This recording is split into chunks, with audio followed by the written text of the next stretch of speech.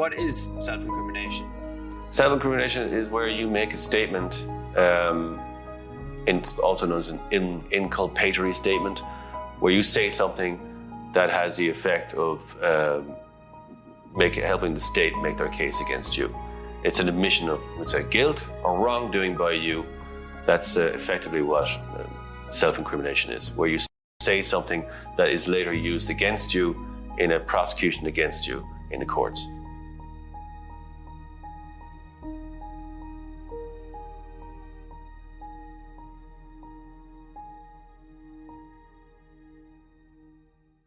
Why is protection against self-incrimination important? It's important because the government can't make you testify against yourself. You're not obliged to help the state make their case against you. They have to make the case against you. You shouldn't have to assist them in helping to prosecute you. That would be perverse. So it's there to protect people in society against the overwhelming power of the state, because the state in its totality is enormously powerful.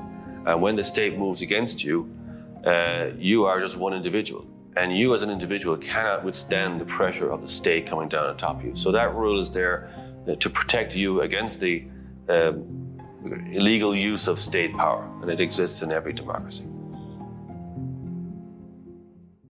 What is the rule against self-incrimination? The rule against self-incrimination pretty much states that you cannot be forced to give evidence against yourself or to incriminate yourself.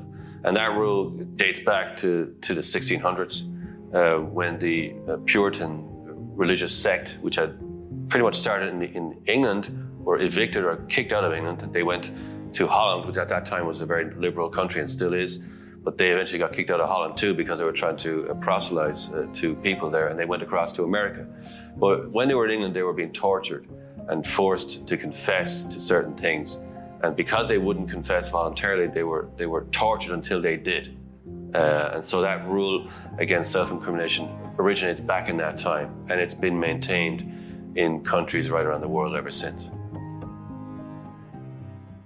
What do you mean by self-incrimination?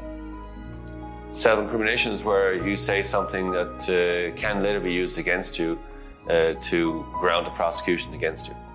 So whenever the police are about to interview someone, they should always warn them that what they say could be used against them later in criminal proceedings. That warning should be given. And that's a constitutionally recognized warning. It's the Miranda warning from 1966. You should tell them in advance that whatever they say next in answer to the question that's been put to them could be used against them in criminal proceedings down the line.